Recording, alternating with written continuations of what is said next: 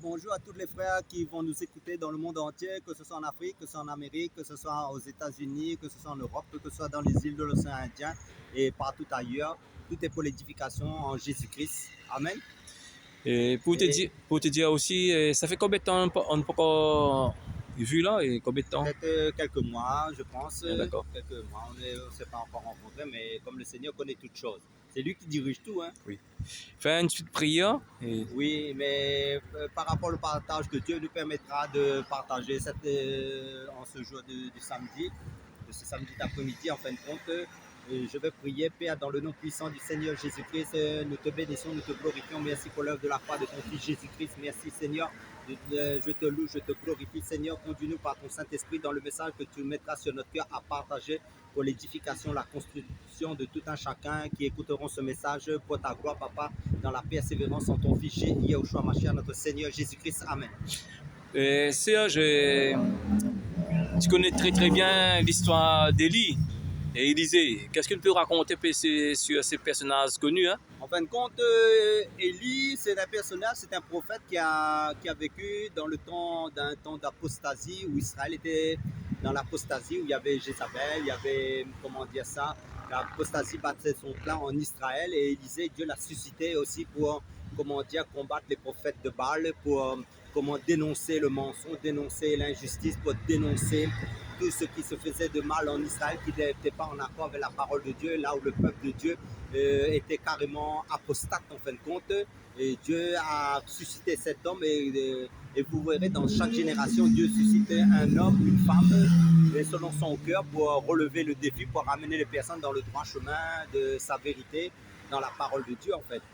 Et on voit que le succès d'Élie, c'est Élisée. Hein? On avait vu de 2 rois 2, hein? Parce qu'Élisée, parce qu'ils ont appris que, même les fils de prophètes, ils ont appris que Élie doit être enlevé. Lorsqu'il vient voir Élisée, il dit comme ça, tu sais que ton maître aujourd'hui sera enlevé au-dessus de ta tête. Hein? Après, Élisée, à un moment donné, il dit, taisez-vous. Vous connaissez encore ce verset-là? Hein? Oui, parce qu'en fin de compte, les prophètes ont reçu, comment dire, l'information que Élie, comment dire, le prophète Élie allait être enlevé. Mais comme Élisée aussi savait, en fait, que Élie, qui était son mentor quelque part, mais en fin de compte, allait être enlevé, et, comment dire, le char de feu dans un tourbillon, en fin de compte. Mais Élisée, comment dire, il a suivi, il n'a pas lâché le morceau, il a suivi comment dire, son formateur, celui qui l'a formé. Et parce que quand le Seigneur l'a appelé Élisée aussi, c'était pour suivre Élie, pour être formé. Ben, juste pour te dire aussi, hein, et en fin de compte, tu me dis que l'Ancien Testament, c'est l'image, c'est l'ombre des choses à venir. Souvent, tu me dis ça. Parce qu'en fin de compte, oui, c'est vrai, comme tu dis, l'Ancien Testament, c'est l'ombre des choses à venir. Ça veut dire quoi?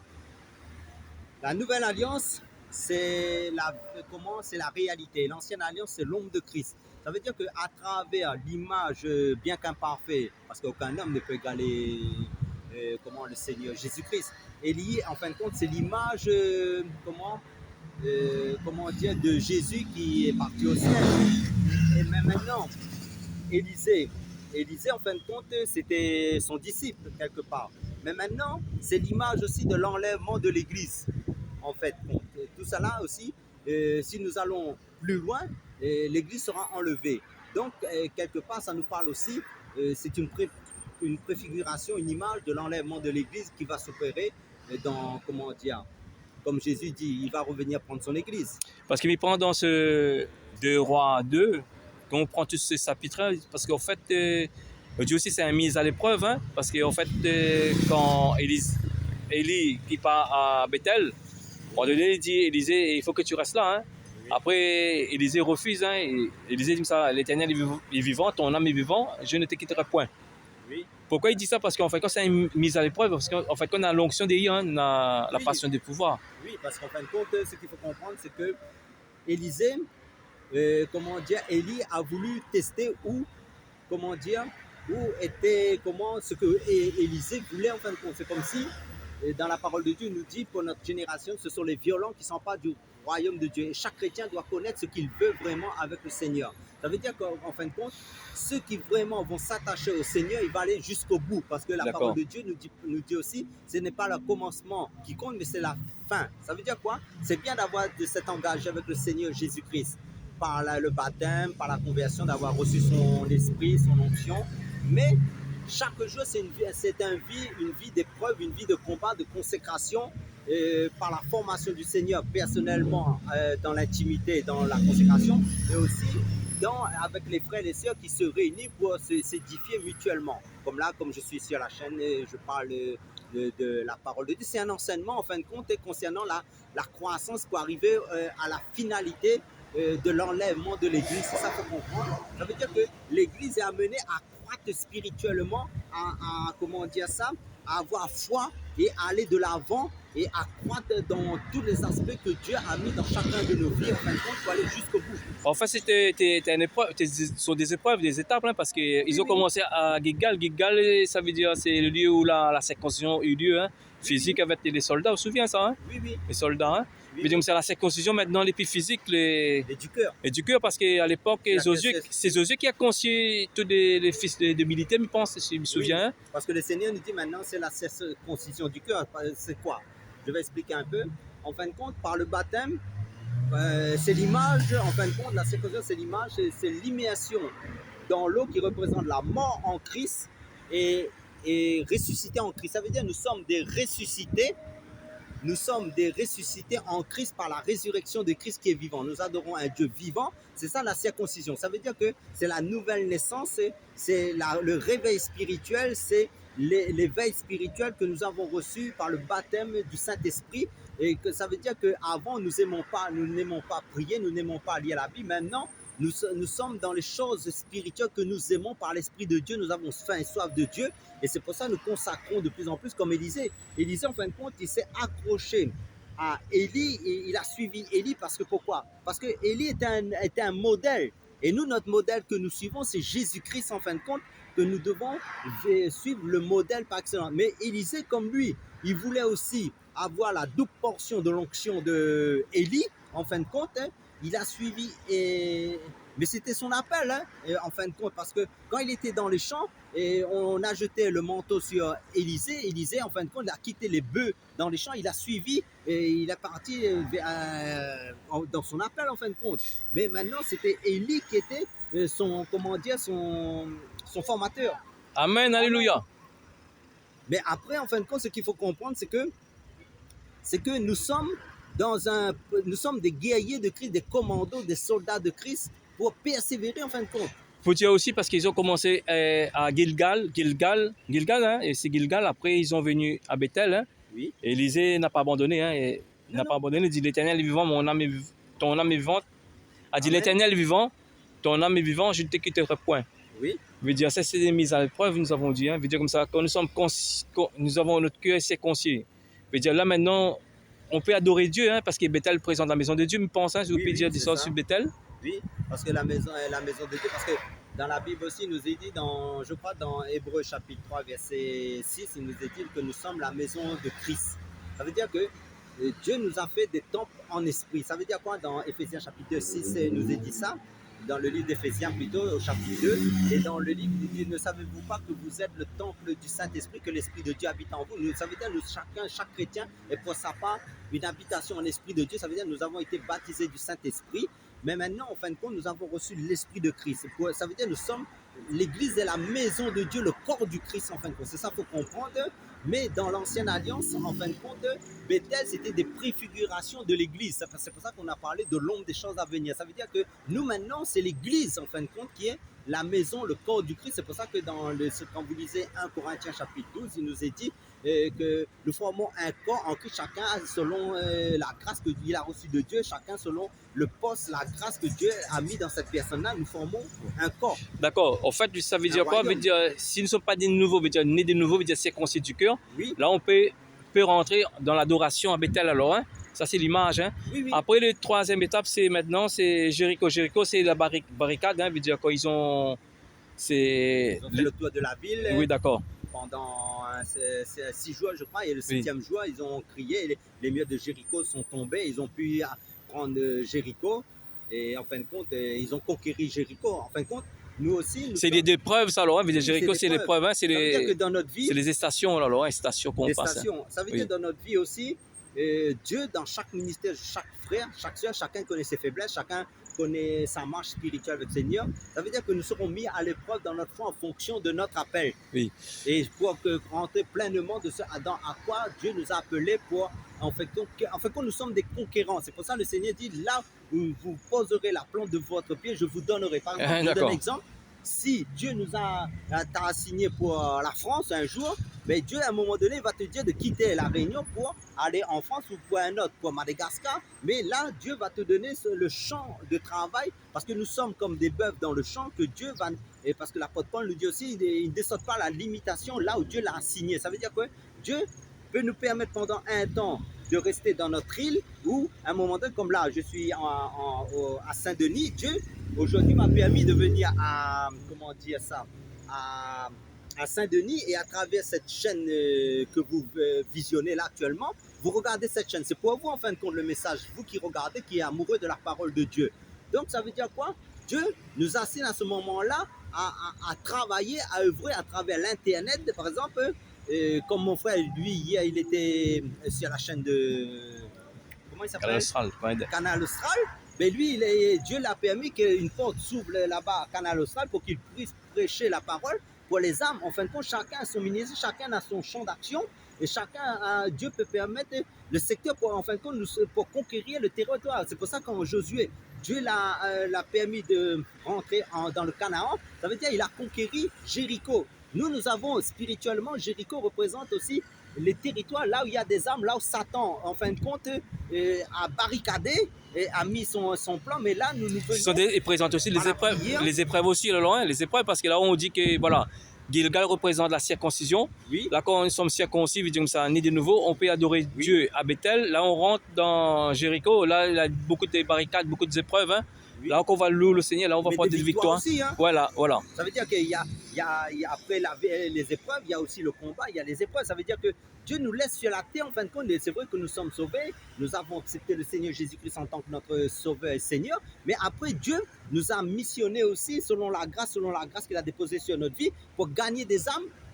Comment dire, parce que, comment dire ça, quand nous rentrons dans Jéricho aussi, nous nettoyons Jéricho de tout ce qui est de l'ennemi et nous mettons en place les choses de Dieu, ça veut dire la parole de Dieu, et sa vérité dans les cœurs des âmes en fin de compte. Ça veut dire que chaque chrétien en fin de compte, c'est que l'image aussi, comment dire Seigneur, de Josué qui amène aussi la parole de Dieu. Et comme Élie aussi, Élie quand il allait partout, il n'amenait pas que la parole en fin de compte, il amenait aussi la démonstration des œuvres de Dieu. Oui, parce qu'en fait, ce sont des dire comme ça, narratifs, hein, dire comme ça, ce sont des... Comment on dit ça, narratif, c'est l'histoire narrative et réelle. Oui, en fin de compte, c'est des histoires. Récits narratifs. Narratifs qui sont réels, mais en fait, ça nous parle aussi de notre époque à nous, spirituellement. Ça veut dire que Dieu parle par un langage spirituel, en fin de compte, mais à nous, chrétiens, par le Saint-Esprit, nous devons comment interpréter la parole, ce qui s'est passé dans le passé avec des hommes de Dieu, parce que ce qu'il faut comprendre, les hommes de Dieu qui en fin de compte, c'était des préfigurations aussi de Christ. Hein. Ça veut dire que l'Église aussi était cachée comme des préfigurations par rapport à Israël. Ça veut dire que parce qu'en fin de compte, nous sommes la maison de Dieu, comme nous avons dit, comme Bethel, c'est l'image de la maison de Dieu. Mais maintenant, Dieu nous amène aussi à travailler pour son royaume. Et ils utilisent des serviteurs qu'il a oints de son Saint-Esprit, comme, comment dire ça, comme Josué, comme Élisée, comme des prophètes en fin de compte. Et je peux dire aussi, parce qu'il y en aura toujours des gens qui vont nous décourager, hein, les fils des prophètes sont venus. C'est automatique. Parce que les fils des prophètes sont venus, ils sont venus, Élisée, il dit, tu sais que ton maître aujourd'hui sera enlevé sur ta tête, taisez-vous. En fait, ce test narratif, ça veut dire quoi? Ça veut dire, ils ont dit, en fait, quand ils découragent Élisée, c'est un découragement en fait quand ils disent ça. Hein. Mais à nous de faire le discernement entre ceux qui veulent amener le découragement, parce que le Seigneur nous dit prends courage. Ça veut dire que prends courage, ça veut dire quoi? Fortifie-toi, comme il dit à Josué dans le livre de Josué, chapitre 1, verset, que ce livre de la loi ne s'éloigne pas de ta bouche, et fortifie-toi, prends courage. Ça veut dire quoi? quelles que soient les, comment dire, les circonstances qui peuvent se passer autour de vous, quel que soit le chrétien, parce que nous aurons toujours des épreuves dans ce monde, parce que, comme nous dit, nous ne sommes pas, le monde est, comment dire, est sous la coupe de Satan, mais nous faisons partie du royaume des ténèbres. Mais l'ennemi, lui, va essayer toujours de mettre des bâtons devant nous pour essayer de nous contrecarrer le plan de Dieu. Mais nous, par le discernement, nous devons aussi faire taire toutes les voix étrangères à la parole de Dieu. Parce qu'il fait vivre aussi le test narratif. Hein. Ça veut dire quoi? Ça veut dire, à un moment donné, les prophètes, hein, ça, ton maître, tu risques de ne plus le voir. Après aussi, en fait, quand ces prophètes ne voulaient pas rater l'enlèvement d'Élie, hein, Oui. parce qu'à un moment donné, Élisée, en fait, quand il va dire à ses fils de prophètes aussi, arrête de me suivre aussi, hein, mais il me fait vivre le test narratif. Hein. Oui, oui, parce qu'en fin de compte, comme ces prophètes-là aussi, ils étaient des prophètes aussi, ils étaient au courant que, comment dire, Élie va être enlevé. Oui. Comme de nos jours, Oui. la plupart des chrétiens, et ils savent que l'Église va être enlevée. Comme c'est dit dans le livre de l'Évangile de Matthieu chapitre 25, il y a les vierges folles et les vierges sages. Ceux qui ont l'huile, c'est les vierges sages, en fin de compte, et les vierges folles, c'est ceux qui sont dans la négligence, qui sont dans la paresse, et qui sont dans les... Ils ne font pas ce que Dieu veut qu'ils leur fassent. Comme c'est... Ça veut dire que, tandis qu'Élisée, c'est l'image aussi de l'Église. L'Église, en fin de compte, l'Église des 5 vierges sages. En fin de compte, lui, il s'est accroché, il a persévéré, il n'a pas regardé les circonstances autour de lui,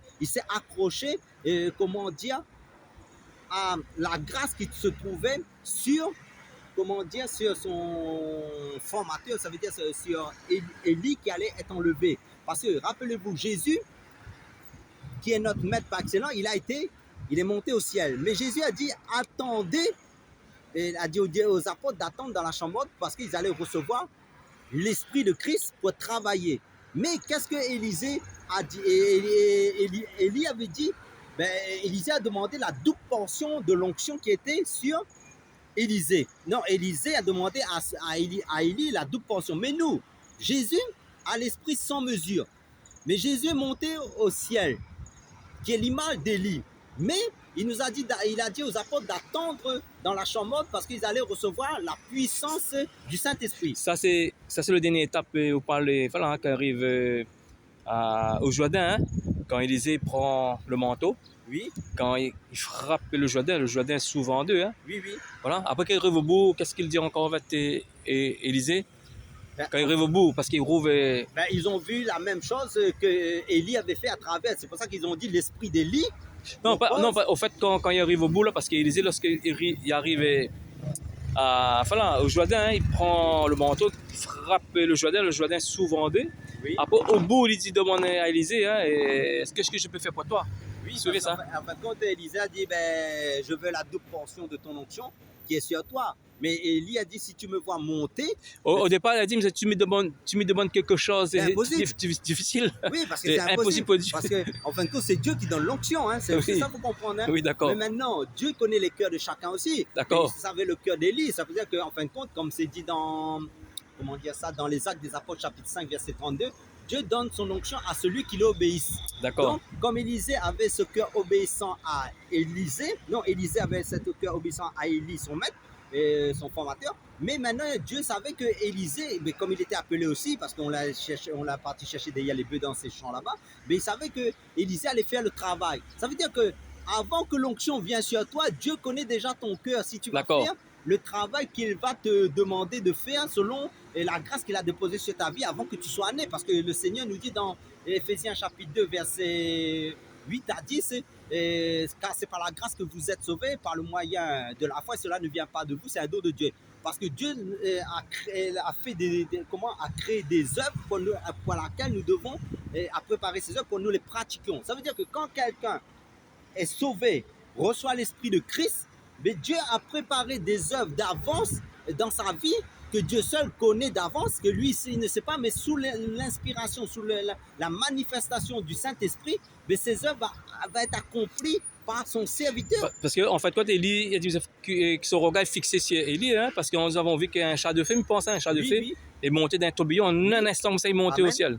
Amen. C'est ça, c'est l'enlèvement d'église. Hein? Oui, c'est ça. Parce qu'en fin de compte, c'est l'image aussi que l'Église sera, comme c'est dit dans 1 Thessaloniciens chapitre 4, en fin de compte, l'Église sera enlevée en une fraction, même pas en une fraction de seconde en fin de compte, à la voix de la, comment dire, de la trompette, de son de la trompette en fin de compte.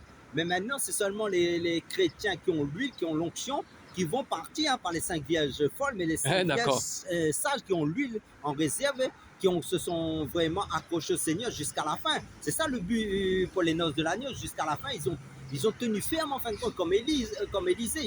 Il a vu quand monté au ciel. Hein? Oui, mais c'est seulement l'Église qui verra le Seigneur dans les airs, parce que le Seigneur sera dans les nuées, dans les airs, il nous parle, mais c'est pas par les païens qui verront ça. Même les prophètes, ils n'ont pas vu ça. Les prophètes qui ont dit à Élisée, ben, ils seront enlevés, mais les prophètes n'ont pas vu. Comme certains chrétiens, ils disent, ah ben, l'Église sera enlevée, mais pas tous les chrétiens verront l'enlèvement de l'Église, seulement les personnes qui ont l'onction du Saint-Esprit en eux et qui sont dans la sanctification. Hein. Parce qu'on se souvient lorsque Élie est monté au ciel, hein, oui. dans le champ de feu, il pense, hein, dans le tourbillon, oui. À un moment donné, Élisée, en fait, il dit comme ça, mon père, chat d'Israël. Oui. En fait, il déchirait ses vêtements, c'est un cri de désespoir, hein, il pense. Hein. Oui, parce qu'en fin de compte, là, ça montre qu'en fin de compte, il était prêt à tout pour bénéficier de la bénédiction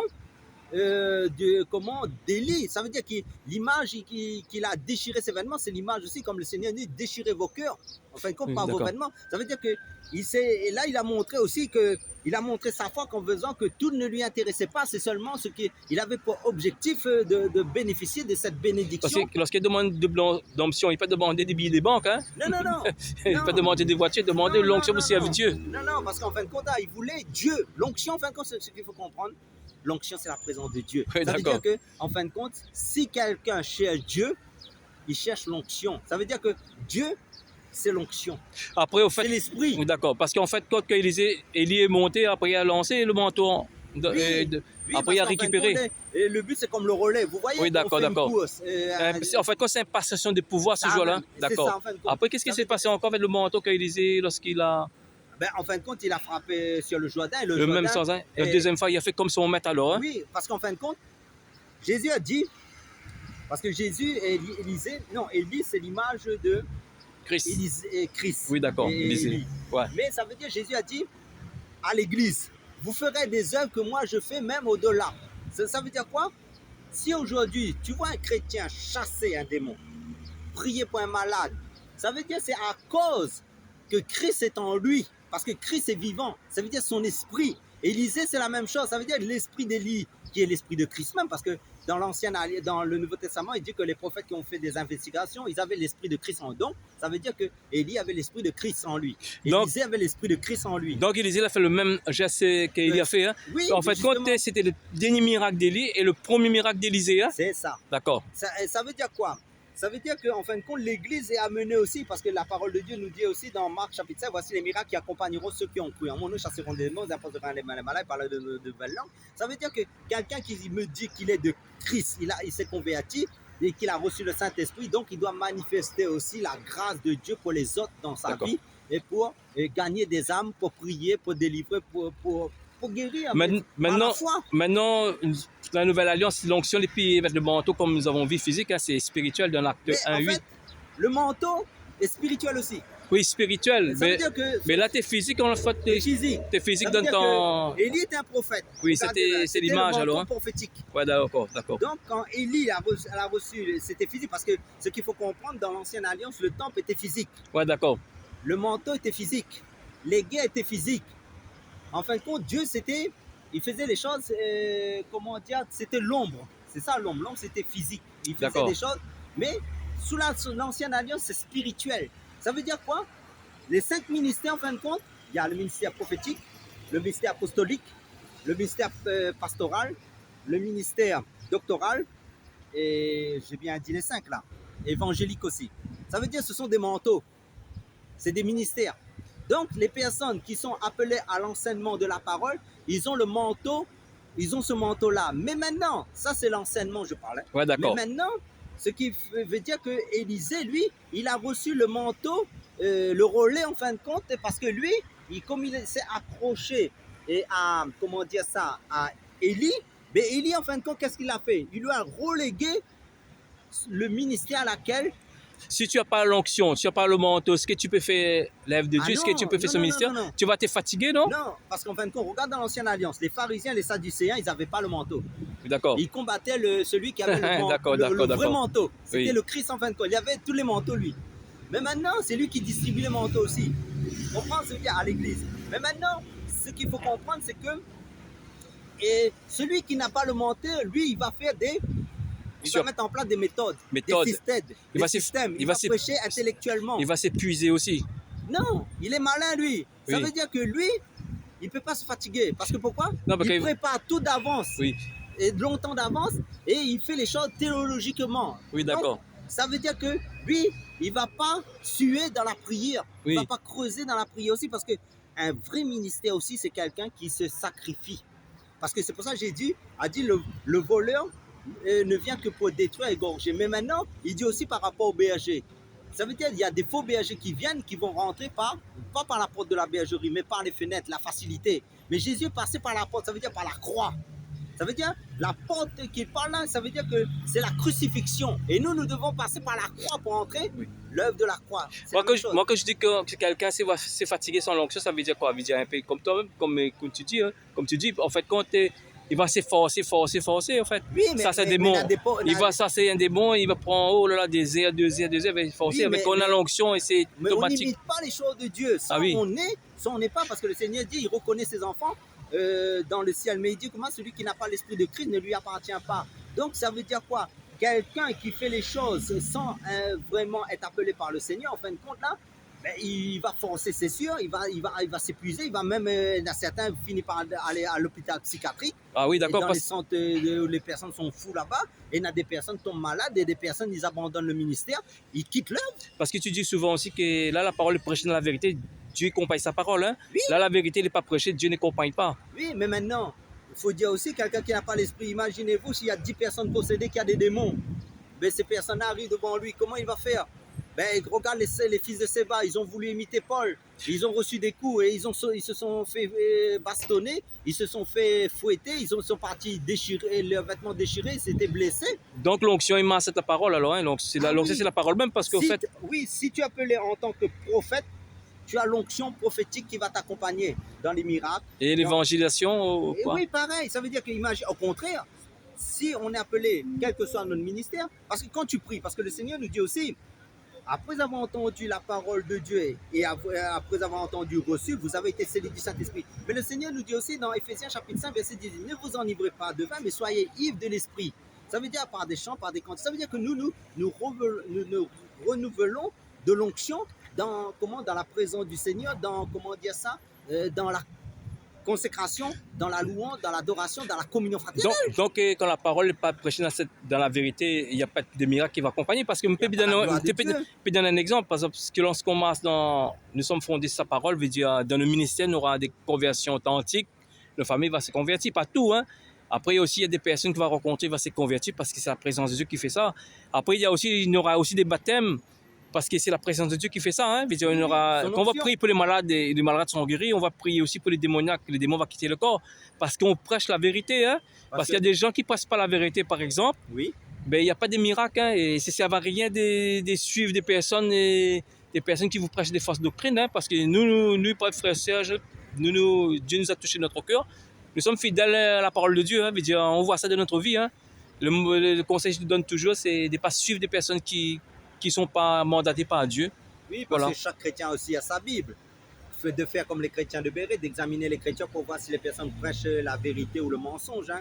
Parce qu'en fin de compte, dans beaucoup d'assemblées aussi, il y a beaucoup de personnes, comme ils sont idolâtres, ils se font dépouiller, ils se font, arnaquer par des faux serviteurs, ils se font ruiner, et après ils vont souffrir. Après ils vont dire pendant 20 ans, 30 ans ou 10 ans, je suis resté dans cette église, ça ne m'a rien apporté, je suis resté bébé spirituel pendant des années, alors que le chrétien amène le ministère, ceux qui sont à la tête des églises aussi, que les autres ministères aussi croisent dans leur appel et travaillent dans l'œuvre de Dieu. Mais je pense que, parce qu'il y a de la parole, hein, comme les pharisiens connaissent bien la parole, hein, les pharisiens modernes, ça veut dire quoi? Ça veut dire que là on voit vraiment des vrais chrétiens authentiques. Hein. Si nous sommes sur le monde Carmel, hein, ce n'est pas de l'orgueil, ça veut dire quoi? Si tu es appelé de Dieu, tu vas faire des miracles, tu auras des conversions de ta vie. Hein. Tu vas faire des conversions, on aura des baptêmes, Ben, des Dieu, guérisons. c'est le Dieu des miracles. Ben oui, parce Parce que. qu'en fait, on regarde le ciel, la terre, Ouais. tout ce qui a Mais été s'il n'y a pas créé, ça, qu'est-ce que tu c'est penses? le miracle de Dieu sous nos yeux. S'il n'y a pas ça, Mais si quelqu'un ne croit pas au miracle, non, si le quelqu'un, en Dieu, parce qu'il y a des personnes qui prêchent dans tes enseignements qu'il n'y a pas ce miracle-là. Il y a un problème. Ben, la parole de Dieu nous dit le royaume de Dieu ne consiste pas seulement en parole, mais en puissance. Ça veut dire quoi? C'est pas du blabla, comme Paul dit.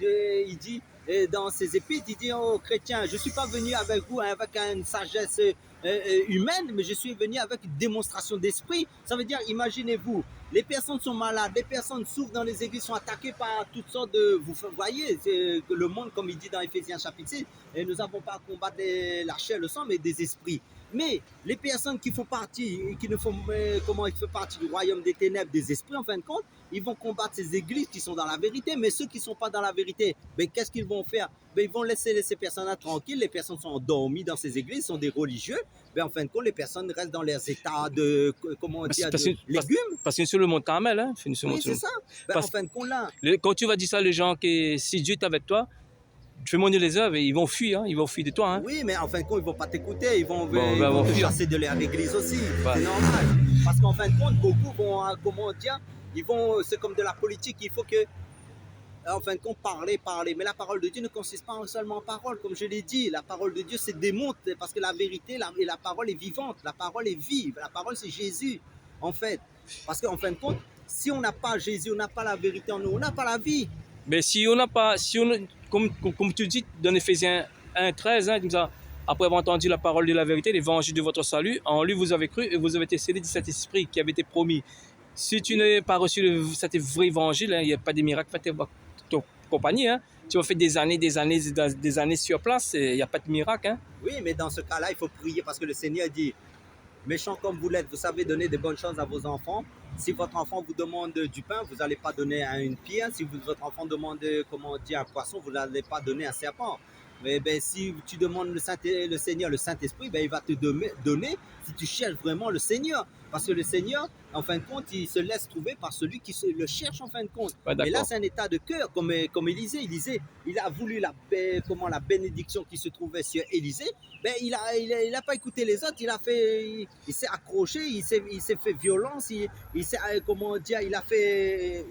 de tout son cœur, il a voulu la bénédiction. Mais nous, la plus grande bénédiction, c'est quoi? C'est le Saint-Esprit. Hein? C'est que nos noms soient inscrits sur le livre de vie et que nous soyons scellés du Saint-Esprit. Automatiquement, quand une personne a l'onction, le Saint-Esprit, a la présence de Dieu dans sa vie, mais il est inscrit sur son livre de vie, il a la vie éternelle. Et pour te dire aussi, les prophètes, les fils de prophètes, ils ont vu, ils étaient 50 000 penseurs, ils ont vu que le miracle Élisée, hein, et là ils ont prosterné devant Élisée. Hein. C'est une image. Parce qu'ils ont reconnu le mandat que Élisée avait reçu de Dieu, de la part que le Seigneur a pu permettre à son serviteur Élisée de lui remettre, comment dire, mais Élisée était appelé d'avance. Hein. Oui, d'accord. Après, les gens de Jéricho aussi ont venu aussi voir. Oui, parce qu'ils ont dit l'esprit d'Élisée sur Élisée. Non, l'esprit d'Élie est sur Élisée. Ça, c'est les prophètes. Après, les gens des Jéricho sont venus voir aussi. Oui, parce que là, ils l'ont considéré vraiment comme un prophète authentique. Oui, parce qu'ils ont vu que la ville, ils ont dit avec Élisée aussi. Hein, et Élisée, la ville est stérile, et l'eau est mauvaise. Hein. Oui. Qu'est-ce que tu penses de ce...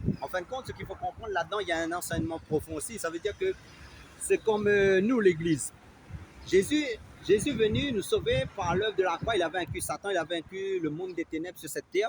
Mais nous a relégués aussi, comme Élisée a été, comment dire, a reçu le relais à travers d'Élie, le mandat, le manteau, et comment dire, l'onction. Et pour, comment dire, parce que Élisée a préconisé que les eaux sont mauvaises et aller à la source de prendre, je crois, un plat et de mettre le sel dedans et d'aller à la source pour assainir l'eau. Ça veut dire que l'eau devrait être purifiée pour que l'eau soit potable et puisse être boire et pour que les personnes puissent vivre. Vous savez, l'Église, c'est le sel et la lumière du monde. Ça veut dire Dieu a mis la vie dans l'Église. C'est pour ça que les démons, dans un pays là où il y a des chrétiens authentiques, les démons, le royaume des ténèbres ne peut pas saccager totalement un pays. Il ne peut pas y avoir de guerre, il ne peut pas avoir parce que, comment dire, parce que la vie de ses enfants sont dans ce pays-là. Comme rappelez-vous dans l'histoire d'Abraham.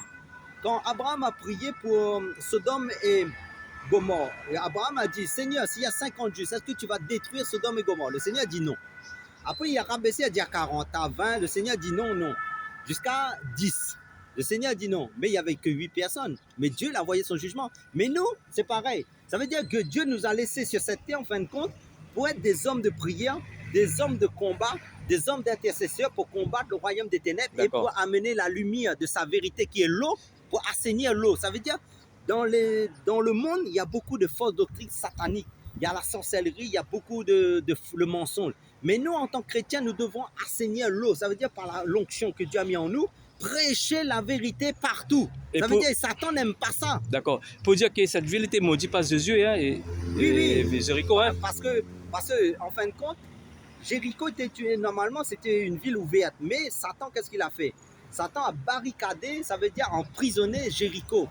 Et maintenant, l'eau était gâtée. L'eau était pourrie. L'eau était, il y avait la mort dedans. Donc, les gens ne pouvaient pas vivre. Mais maintenant, qu'est-ce que Josué a fait? Josué, sous les ordres de Dieu, ben, la ville a été libérée. Il a tourné autour de la ville et après, Dieu a permis que les murs s'écroulent. Mais maintenant, Josué, en rentrant, a prophétisé, a dit que celui qui va rebâtir, ça veut dire, là, il parle à celui qui veut faire encore la méchanceté. Comment la méchanceté dans Jéricho, l'enfermer, l'emprisonner, ben, au prix de son fils premier-né, et je crois, et si tu me fais rappeler aussi, oui. Et, en fin de compte, il va payer en fin de compte, son fils sera sacrifié. Ouais. Mais maintenant, le truc c'est quoi? Il a prophétisé une parole c'était une parole de malédiction aussi pour celui qui veut faire du mal à Jéricho. Ça veut dire, parce que comme l'ennemi, qu'est-ce qu'il fait en fin de compte quand il prend une personne? C'est en fin de compte de l'enfermer, comme dans une prison, mais après de polluer ses pensées par la négativité, par toutes sortes de pensées mauvaises. L'eau représente des pensées et des enseignements pourris qui tuent sa vie, qui tuent l'amour, qui tuent la paix, qui tuent les fruits de l'esprit que Dieu, en fin de compte, veut mettre dans le cœur. Parce que quand on est dans l'amour, ça vient d'où? De la parole de Dieu. Quand on est dans la paix, ça vient de la parole de Dieu. Ça vient de Jésus. Jésus, c'est la parole de Dieu, comme c'est dit dans Apocalypse chapitre 19, verset 13. Jésus, c'est le Logos. Mais, en fin de compte, c'est l'ensemble des Écritures, c'est la parole. Mais maintenant, ce qu'il faut comprendre, c'est que quand Josué est entré dans Jéricho, Josué est parti en conquérant. Ça veut dire c'est le conquérant comme nous. Dieu, après nous avoir attiré à son Fils Jésus-Christ, baptisé du Saint-Esprit, et il nous forme chaque jour. Hein. Ça veut dire, comme je l'ai dit, personnellement, dans la parole, dans la prière, et entre les frères et sœurs, à travers les grâces qu'il a mis à chacun d'eux pour bénéficier dans tous les aspects de sa parole. Mais après, Dieu, qu'est-ce qu'il nous dit? Il nous envoie dans le terrain de l'ennemi pour gagner des âmes qui sont sous l'emprise de l'ennemi. Dans Jéricho, ça veut dire pour délivrer, pour prophétiser la vie, pour amener comment la vie là où il y a la mort. C'est pour ça qu'il dit, vous êtes la lumière, le sel de la terre. Oui, d'accord, parce que cette ville était maudite par Josué. Hein. On voit qu'Élisée est venu enlever la malédiction. Oui. Quand il porte-moi une plate neuf, du sel, tout ça. Là, hein. Mais c'est le rôle des chrétiens parce que là, Élisée, c'est l'image de l'Église. Moi, je te coupe. En fait, quand Dieu exerce plus sa miséricorde que la condamnation. Hein. C'est ça. En fin de compte, là, comme chacun son appel. Mais si Dieu a mandaté ses enfants, en fin de compte, Dieu va amener la vie là où il y a la mort. Là où il y a la malédiction, Dieu change en bénédiction. Parce que cette ville, t'es stérile, veut dire les femmes... Oui, il ne produisait rien. Oui, il ne produit rien, veut dire il y a des personnes qui sont riches mais tu es malade, il y a des personnes qui n'ont pas d'enfants, tout ça, tu es stérile et tout. Oui, parce que maintenant, il n'y a pas Dieu, c'est comme, dans le désert, ça ne produit rien. Maintenant, Jéricho peut boire l'eau potable et les animaux peuvent s'abreuver et on peut aussi... L'onction qui était à travers du prophète Élisée, ben, il fait qu'il y avait un homme de Dieu qui avait la vie de Dieu qui a redonné par la parole prophétique et par le sel qui est l'image aussi de la vie, ben, il redonnait vie parce que Dieu c'est la vie. Parce que là où il y a Dieu, il y a la vie. Amen. Amen, alléluia. Pour te dire aussi, la dernière étape, en fait, là, qui repas à Bethel, on voit que c'est pour 42 enfants, hein, 42 ou 42, hein. Oui. Et à un moment donné, il dit sauve, monte. Là, oui. En fait, quand il fait rappel... Les enfants l'ont embêté. Oui, là, ils ont vexé. Traité de sauve. Ben oui, il a dit traité de sauve, hein, parce qu'en fait, quand Bethel, ils n'aimaient pas les prophètes de l'Éternel. Hein, oui. Parce que par rapport à l'histoire Jéroboam, hein, tu sais, hein, parce que lorsqu'il a fait construire des hôtels... Oui, l'hôtel de Vaudor. de Vaudor. Oui, d'accord. Oui, parce Ils n'aimaient qu'en fin pas, de compte, ils aimaient pas les prophètes de l'Éternel dans cette ville-là. oui, parce que les prophètes amenaient toujours le jugement de Dieu, là où Oui, il y d'accord. avait, comment dire, l'idolâtrie, Ouais. et Dieu voulait que les choses soient mises en place selon sa vérité. Oui. Donc les prophètes étaient rejetés en Israël, Oui. et les prophètes ont toujours été combattus en Israël à cause que Dieu voulait que la lumière règne dans tout Israël, mais les prophètes, quand ils venaient, ils restauraient l'autel. Ah, d'accord. L'autel du Seigneur, ça veut dire l'autel représente quoi? La lumière, l'adoration. Mais ces enfants, ils Les sortaient règles de dans. Dieu. Mais ils pensent que les enfants ils sortaient à Bethel, ça, hein?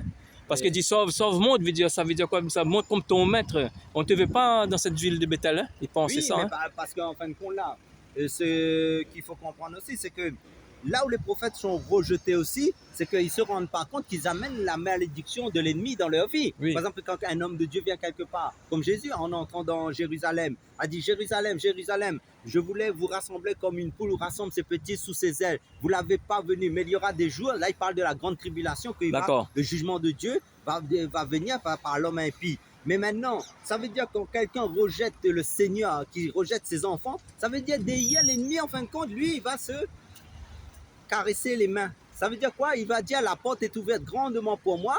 Mais lui, il va saccager, il va détruire.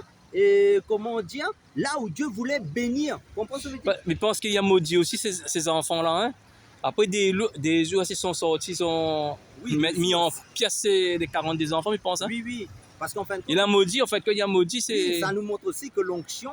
Non, mais si on dit que l'Éternel, pourquoi on va maudire le nom de l'Éternel? Qu'est-ce que tu vas penser? Les gens vont dire, Dieu c'est un mauvais Dieu, un mauvais Dieu, pourquoi il a maudit au nom de l'Éternel? Ben, il y a une raison. Soit un coup de, comment dire, de colère. Oui. Et bien, en fin de compte, il a dit, ou sinon, hein, je ne sais pas, je ne peux pas. Moi, peut-être que je te réponds aussi. Hein? Oui. Au fait, parce que tu regardes incessamment dans les livres lévitiques, Oui. Ézéchiel aussi. Hein? En fin de compte, Dieu envoie toujours les bêtes féroces contre les personnes qui combattaient ces prophètes. Hein? Voilà, mais toute la raison pour ça. Oui, c'est vrai, parce que le jugement aussi se faisait par les bêtes sauvages. Voilà. On a vu dans le livre des rois. Par toutes sortes de catastrophes naturelles. Peut-être aussi, là, sous l'onction du Seigneur, mais la parole, quand elle est sortie, tout de suite, les bêtes sont parties, sont passées en action. Le mot de la fin, mon frère Serge? À travers ces quelques mots de la fin, par rapport à l'histoire d'Élisée et d'Élie, par rapport à l'histoire de l'Église, en fin de compte, tout ça là, c'est comment dire, c'est pour notre édification, c'est là pour nous amener à persévérer jusqu'à la fin pour l'enlèvement de l'Église. En fin de compte, il faut nous accrocher au Seigneur. En fin de compte, comme il dit, les Écritures sont là pour notre consolation, pour notre instruction, pour notre correction et pour notre, comment dire, instruction. C'est une belle histoire, Amen. Et en tout cas, merci frère Serge. Soyez bénis à tous ceux qui suivent la chaîne. Je remercie aussi pour l'Hexagone qui nous écoute aussi et la Réunion. Amen. Et amen. Alléluia. Amen.